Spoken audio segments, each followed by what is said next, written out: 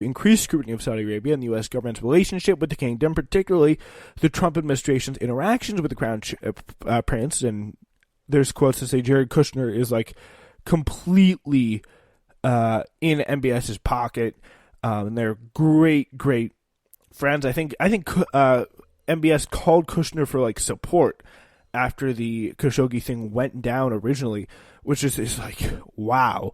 Like, I feel like there's so much stuff that either we don't know about or isn't reported that is just absolutely horrifying to think about and hear about and read about. But that is one of those things where you just see it and you're like, that is like, that's not normal. Like, there's so many things here that they seem normal after time because the Trump administration has just kind of broken the collective brain of America after however many years or however many years and days and weeks and crazy stories that we've been through. It feels like an entire decade since January 20th, 2017 or whatever the date was, but it is just crazy to think that is where we are right now, and we still, like, I think without a doubt the relationship with America, the relationship America has with Saudi Arabia, especially the fact that Donald Trump, when the war in Yemen could have been stopped, and it was bipartisan support in the Senate, it was easily passed in the Senate. When the war in America had a chance to be stopped, Trump just put a fat paw right over that and smuggled that out very, very quickly, which is it's very funny and actually very disturbing that he was able to do that so easily. And I think it just shows you that this is one of the things that I think you really only get with Trump. Social Security, you're probably gonna get that under attack, no matter, especially if you're with a neoliberal or a Democrat. But the fact that this is a neoliberal or like a Trump administration type figure. But I think the thing is that, I mean, maybe it would have been, Clinton still probably would have been closer. A neoliberal still would have been close with Donald Trump, MBS, but not in this blatant degree of just not caring what anybody thinks. Would be like, I will stand by my Saudi Arabian overlords no matter what the cost may be. Like, it's insane. I've never really seen anything like this. So Agnès Calmard says she's the Sans Frontières lady, the Reporters Without Borders head. She says, why the sentence today is anything but justice for Jamal Khashoggi. The hearings were held behind a closed door, even though none of the justification for holding a trial on camera under international law applied to this particular trial. Under international human rights law, the killing of Khashoggi was an extrajudicial execution for which the state of Saudi Arabia, not just those five guys, are responsible. But at no point did the trial consider the responsibilities of the state, Calmard explained.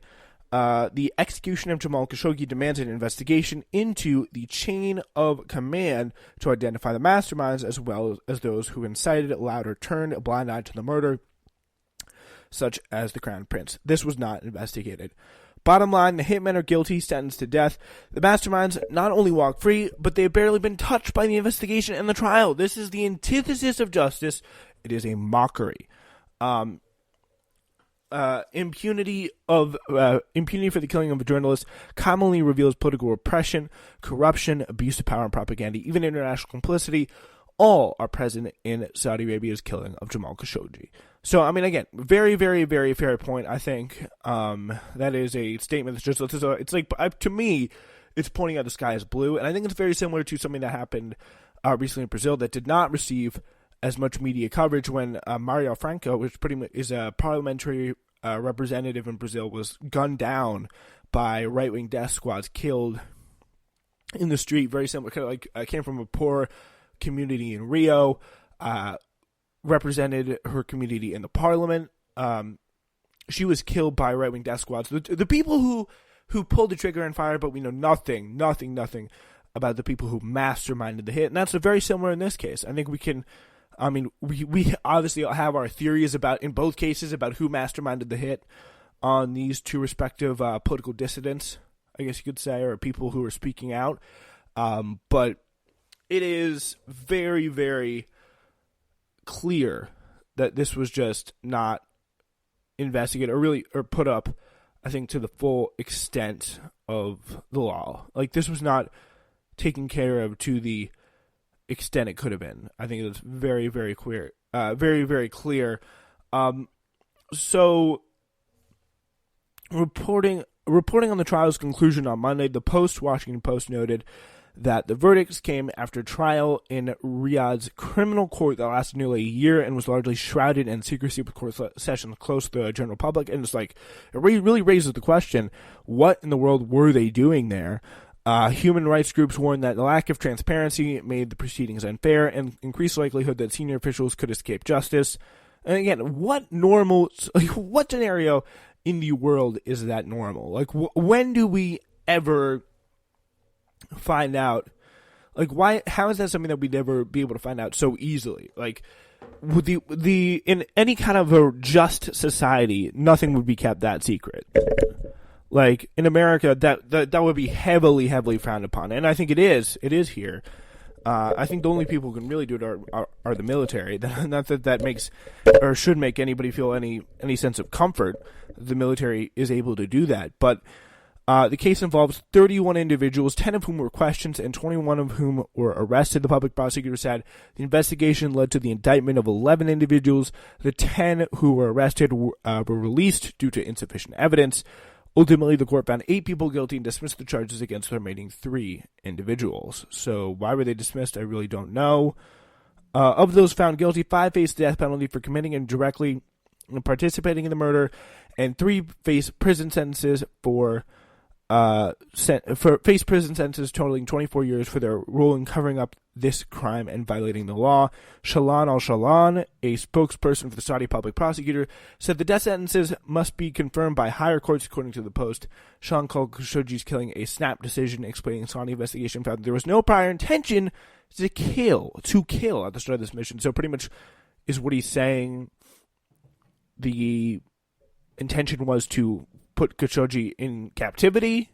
Was that what MBS was trying to do? Like, was that what the whole idea was when he walked in to the consulate to get a marriage license? Was it to torture him and get him to start talking better about the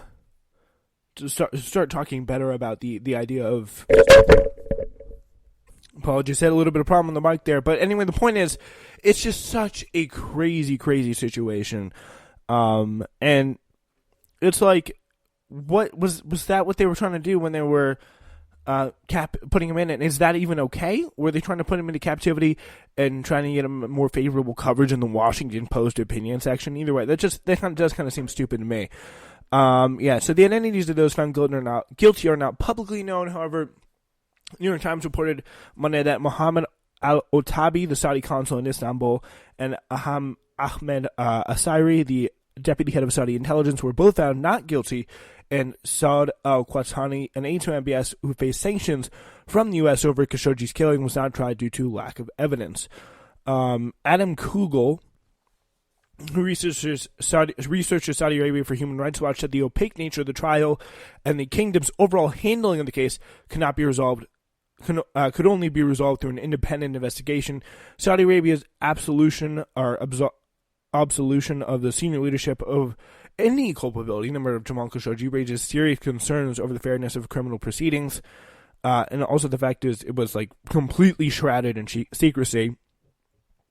Saudi Arabia's handling of the murder, from complete denial to hanging to murder on low-level operatives in a trial that lacked transparency, demonstrates the need for an independent criminal inquiry. And I mean, my take on that is, yeah, duh. Obviously, like that's something that's like obvious to anybody who's looking at this from a even remotely unobjective, unbiased view. All right, well, we got more stories for you right here on Newsflash. Hello, everyone. My name is Spencer Walsh. Here's what's happening on the Spencer Walsh Radio Network. We have Newsflash, always new every Sunday. And, of course, with new episodes occasionally on Thursdays, bonus episodes. Also for you, we have Red Alert, new at 11 p.m. every Monday.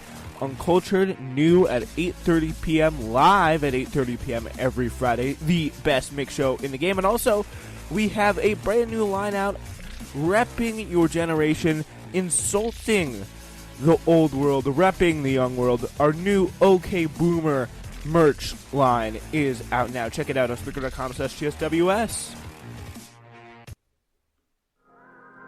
So I do want to first obviously apologize here on Newsflash for having a little bit of a late show, but it's all right. It is the holiday season. Out on the holiday brunch recently, but again, thank you so much for listening. Really appreciate it. There's so many ways you can support us. We'll tell you a little bit more about that as well this holiday season. And I think the best way you can support us is by listening to us and of course buying our merch, which is the link to is on Spreaker.com/TSWS. Scroll down to the bottom, click on that Teespring link. But we'll talk more about that. Hope everyone's enjoying their holiday season so far. And there really, really is, actually. I think there is a lot of good stories to talk about here in the holiday season as we get ready to put out our year in review show just under a week from today. And one of those is the fact that French President Emmanuel Macron on Monday attempted to quell protests over his scheme to curtail the scope of the French pension system, which, by announcing he would forego his own presidential pension, but the demonstrations which shut down the country for the week leading up to Christmas were nonetheless expected to continue through the holiday. The 42-year-old French president said he would give up an automatic pension of €6,000, or $6,653.19 a month, after leaving office. And again, shout out, I want to take a moment to big shout out, big up to the French.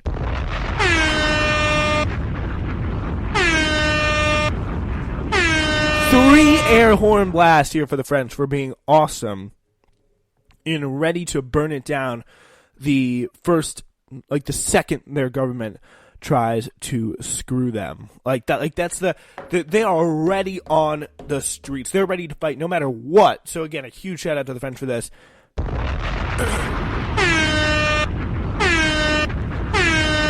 going to do 6 air horn blasts for the French. That is something that I would kill for, honestly, to see in the U.S. Because that would just be, the fact that they're on guard here. It's insane. Yeah, so this is from Bloomberg News. Labor unions, which have led opposition to Macron's plans, have vowed to continue striking and marching during Christmas and in January. The CGT Labor Confederation on Monday said it was planning actions every day during the holiday season and stuck to its demands that the government must withdraw from its planned reform. The union's railroad branch earlier had told AFP they would hold a concert at the Austerlitz train station in central Paris on Christmas Eve, as well as dinners in other stations. So they're pretty much just like, let's have a party. Some workers in fuel depots have started blocking facilities in Lavera in southern France. Others threatened to follow. Energy grid workers at EDF have resorted to localized sabotage actions, temporarily cutting power to households or stadiums. Paris Metro is severely disrupted, and less than half the trains are planned to run on Tuesday across France. So pretty much the idea is things will not be going anytime soon. And so many of these people here as Macron's proposed change to France's pension would raise the age from a full pension from 64 to 62 and reinterpret the system toward payments based on points. Again, typical neoliberal means testing ideology here showing through. And this is something, again, not just limited to America, folks. Again, it does suck though for the people who want to enjoy Christmas Eve, but again, you don't want to blame labor and people who are just trying to actually get a pension for that. Hundreds of people are blocking the HQ of the RATP bus company in Paris as transport workers as well continue the general strike against Macron's pension cuts. General strike. I mean, it shows you it's insane to think that it's even possible to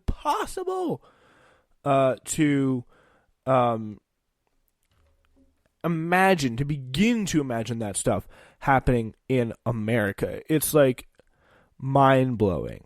It is mind-blowing. So, yeah, Striking workers in small town of Anglet, France, dumped 2 tons of manure on